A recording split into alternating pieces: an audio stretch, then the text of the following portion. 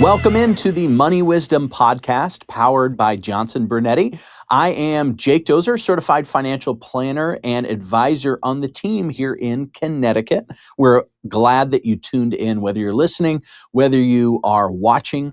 We appreciate your support and patronage and your questions that allow us to have topics to discuss things like this. Hopefully you will continue to send those questions in because we want this stuff to be relevant, to be things that you can tune into and watch.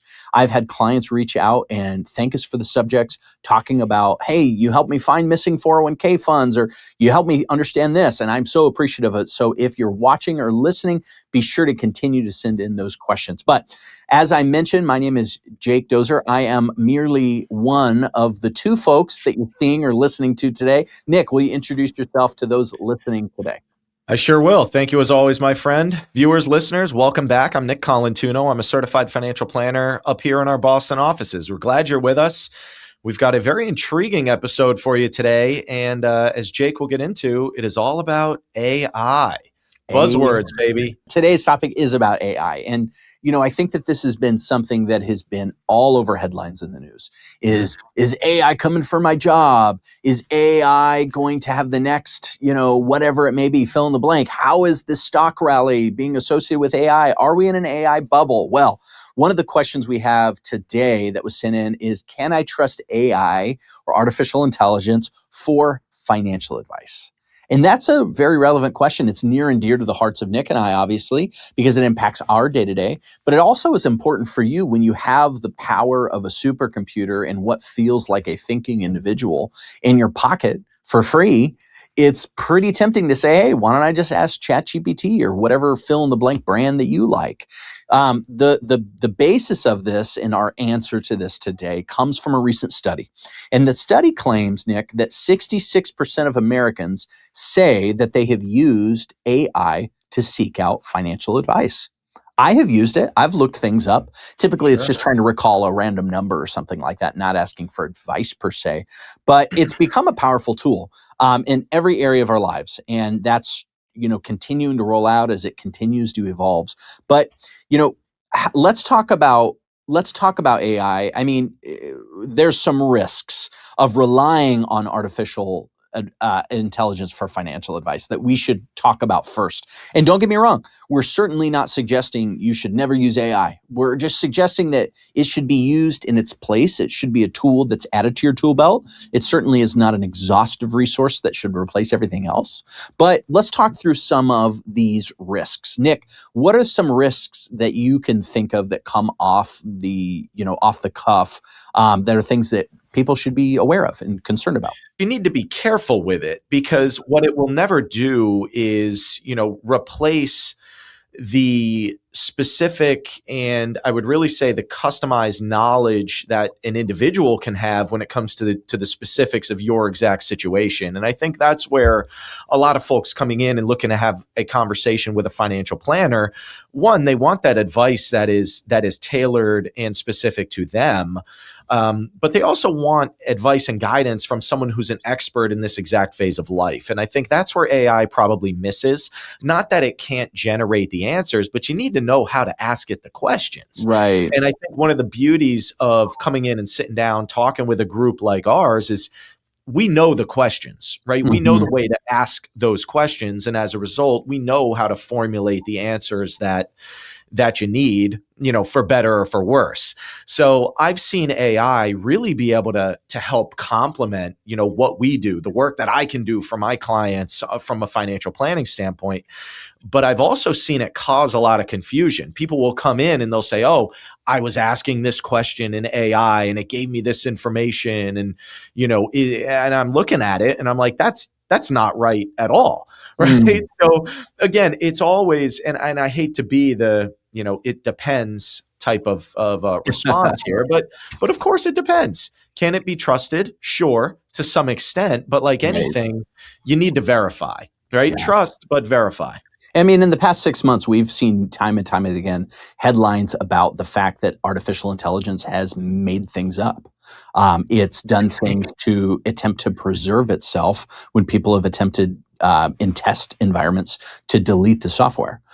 So there's sort of this black box of artificial intelligence where the creators don't even really know how the language learning models, which is the technology that artificial intelligence is built on, how it teaches itself things.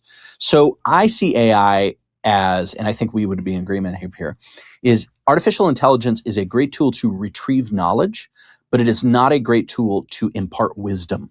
You know, there's a difference between knowledge and wisdom. Knowledge is knowing what the contribution limit this year to IRAs is. Wisdom is knowing whether or not you should use a traditional or Roth IRA long term. Knowledge is understanding facts and figures. Wisdom is knowing how to implement such facts and figures. And that really comes from experience, and it comes from experience, whether it be having gone through something yourselves or guided people through it yourselves. And so that's, I think, where the disconnect is going to be. So if you're going to use artificial intelligence, use it to gather data, but don't necessarily use it to impart and apply that data. Allow that to be filtered through the wisdom of somebody who has gone down that route before, or who works as a professional guiding people in that way before. So I think that's an important sort of overhanging truth here. Let's make sure that it's not making things up for us. Let's make sure that we're taking that information and humanizing it so that we can allow experience to guide our decision-making process. It also, Nick, talk on this, you know, and this sounds self-serving, but there is a human element to what we do where advice and empathy is hard to be delivered from a screen. Talk to us about the human element of what we do, because again, we're going to be biased towards this, admittedly, but very rarely can information on a screen impart confidence that a human can. Talk about that. Well, it goes back to the same idea of, you know, how would you rather communicate with someone via text, where it's just text on a blank screen, or would you rather pick up the phone and call them, right? So there's a big difference between just getting, you know, words, right? Having a question asked, and the question is the question, the words are the words, and that's it, versus knowing really the meaning and where that question is coming from. And I think that's probably the biggest difference, right? The reason why our clients want to come in and sit down in an office and, you know, talk things through that way versus just, you know, communicating via email, it's because there is meaning, right? There are deeper levels to the plans and to the objectives that we put in place for clients. You know, two people could be in the same exact financial situation, but be approaching it from two totally different angles, or have two totally different past life experiences, or, you know, have two totally different, you know, future outcomes in retirement because their goals and objectives are different. So yeah, you're absolutely right, Jake. I mean, having that personal touch, having someone who understands the ins and the outs of your situation and knows exactly what your goals and your wishes and your objectives are. And, you know, it's just going to allow you to really have a lot more peace of mind versus just typing into an algorithm. You know, I'm 65 and I have $1 million and I need 6,000 a month, you know. How should I be doing this? Right? Sure, that AI can go out and kind of search the internet and say, you know, you can do it this way, but that's not tailored to you. And that's where things can get very dangerous. You just need to know that wherever you're getting your advice is again, just being really, really directed towards the specifics of your exact situation. And that's where AI can lack. The personal context and the emotional connection, where we recognize something that people can do is recognize what money means to you, how it imparts usefulness to you. Whereas AI is a computer, it doesn't understand the context of empathy. It doesn't understand emotional intelligence. So for instance, a question Nick and I probably get asked once a week is, should I pay off my mortgage? Well, if you have a mortgage at 2 or 3% interest rates, a lot of times mathematically the answer is no. And that's going to be the answer you're going to get from AI. Whereas there are times where Nick and I say yes, because after 3 years of this client asking us that same question 3 years in a row, we click emotionally and empathetically, oh, this person is being kept up at night by this. And we also recognize their lifestyle might not be changed by paying off their mortgage. And so although mathematically it might not be the best thing, it also is not something that's hurting them and allows them to sleep at night. Well, that's a level of, you know, evaluation that artificial intelligence can't apply. And so that's an area where Nick mentioned earlier, we know what questions to ask, where a lot of folks come into our office and they say, I don't know what I don't know. And so knowing that AI is a prompt-based software platform, you have to know what questions to ask to get you there. And sometimes there are hurdles and dangers on the horizon out ahead of you that you're not aware of yet because you haven't been there. And because of the experience that we were able to help thousands of people shepherded through that transition from working to retirement, it allows us to be able to say, hey, this is the proactive things you should be aware of as we're approaching this next huge milestone. And speaking of this, one of the things we always want to be able to provide on this podcast, if you've been listening any length of time, you'll know this is true, is a resource to you. We want to be able to get information out there in the hands of folks. And the resource we have today, speaking of proactive advice, is all about Johnson Brunetti's philosophy on retirement planning. We call it the Money Map book, written by our managing partner, Joel Johnson, years ago. It's been since updated and revised, but the Money Map book is a resource that kind of gives you an all-in-one. Here are the things that we're thinking about a little bit more proactively in retirement planning. If you'd like to get your hands on a complimentary copy of the Money Map book, you certainly can. We'd be honored to send it to you. Simply text the word MAP, M-A-P, to 800-757-0436. Again, text that word MAP over to that number. That number's in the show notes below if you're listening or watching. It'll be on the screen likely if you're watching. And we'll get that Money Map book for you, and it'll speak into this area of proactive advice and things to be thinking about. So we talked about some of the risks, Nick. Now that I've digressed effectively, we talked about some of the risks. We talked about the lack of human advice, empathy, context, the emotional element. There's two others we should mention, and then we should flip the script and talk about how should we successfully use AI. It also, there's, AI can't be a fiduciary. Is that important?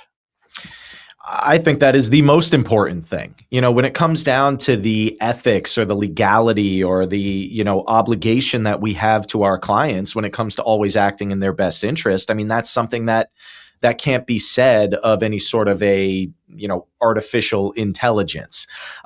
So I think that is key, right? Making sure that at a baseline, any recommendations or anyone who's telling you, what you should or perhaps should not be doing, you need to know that recommendation is not only being made solely in your best interest, but being made on the basis of what is ethical, as far as, just making sure that your best interests are always in mind. So yeah, it's unfortunate. Maybe AI will get to a point where they can act as a fiduciary, but I think I kind of say that jokingly because it's never going to happen. In order to have that fiduciary responsibility, we really need to know, as much as there is to know about our clients' situations, because how else can we be making recommendations, taking everything into account if we don't have all that, other information. So yeah, it's a good point that you bring up. And then at the same time, if you're putting personal information of yours into some sort of an artificial intelligence looking to get a very customized answer, well, now where's that information live? Yeah, right? So privacy. You really need to be careful when it comes to this stuff. And, a lot of technologies will do anything in their power to get their hands on your information. And one of these problems with AI is it just makes it very easy for a lot of people to feel comfortable giving that information into that system. Yeah, so I think there's certainly, I think we've belabored the point a bit that there are some dangers. Use it responsibly. But be cognizant of those dangers. Let's talk briefly before we get into our sort of mailbag minute rather. Let's talk about how do we use it successfully. We kind of already touched on one of them, which is let's use AI as a starting point, as a launching pad, but let's not use it for anything beyond informational purposes. We also hinted at this one, which is, using AI and then vetting it. I mean, Nick, what are some pragmatic steps that we can take to vet the information we're getting from AI so that we can know that we're looking at accurate data? Well, look at the sourcing data. Look at where AI is getting that information from and then verify it.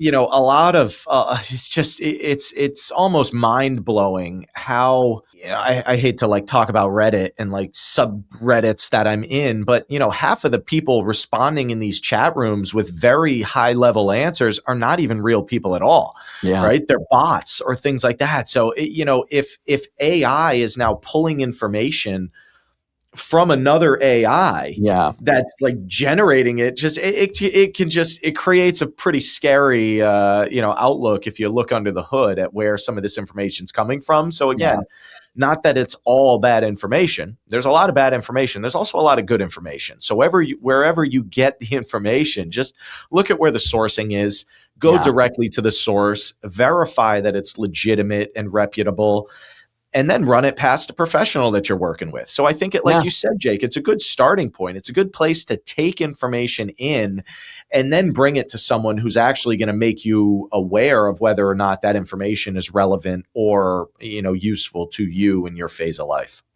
And that's exactly right. Maybe a really good practical takeaway is when you're meeting with somebody who's a financial professional, whether that's an accountant, an attorney, a financial advisor, whatever it may be, maybe you use AI to help you craft the right questions as a launching point for the conversation, and then see where that evolves based on the answers that you receive.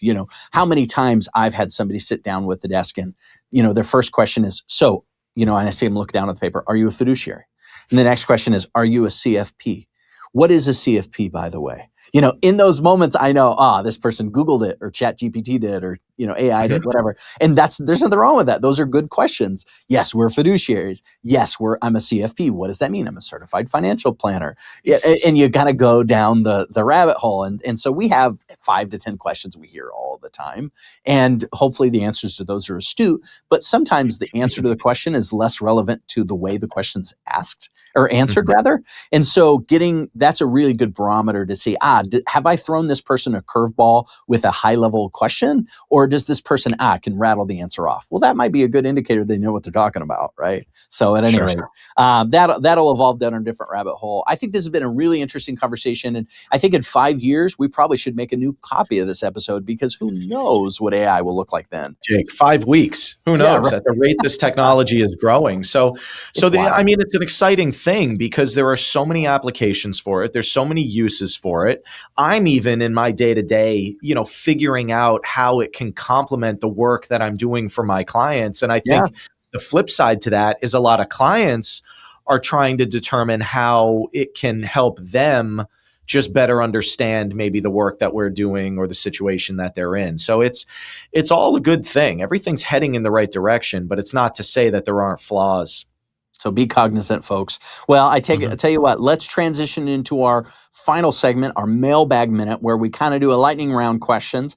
I think that we've been doing a pretty good job about keeping our answers brief. But let's hop into it. We have 3 questions that were sent in today that Nick's going to give us kind of a short, quick, to the point answer to. First question, great question about Social Security timing.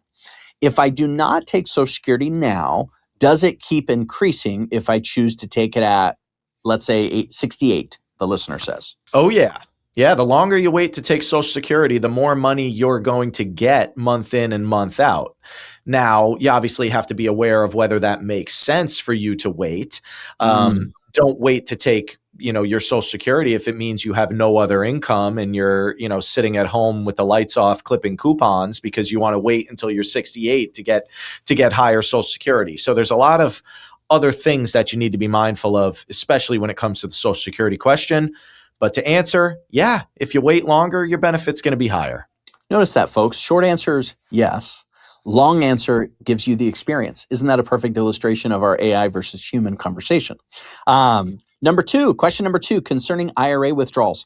How much money should I start taking out of my traditional IRA now that I'm retired at age 67? Well, it depends. It depends how much you have, but it really depends on how much you need.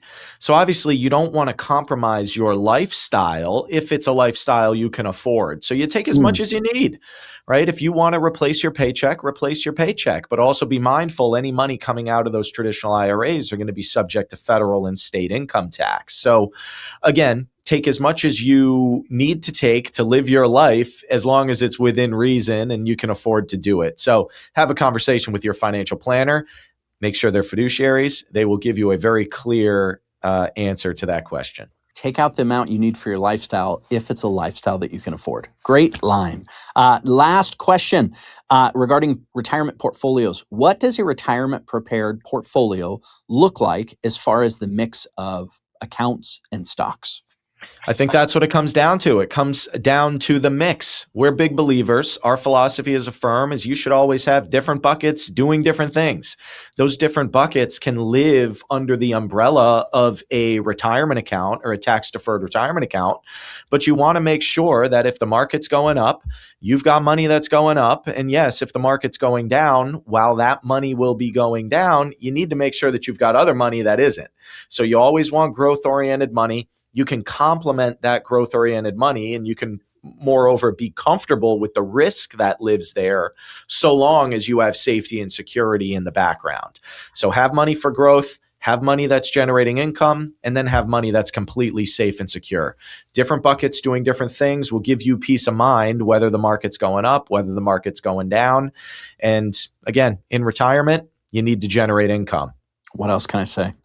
Nick, as always, it is a pleasure chatting with you. Listener, viewer at home, I hope today's episode has been helpful. If it has, be sure to like this video. Subscribe by clicking the notifications icon to make sure you don't miss our next episode, and share it if there's somebody out there that you think would benefit from watching this content. As always, this is the Money Wisdom Podcast, powered by Johnson Brunetti. We'll look forward to seeing you next time.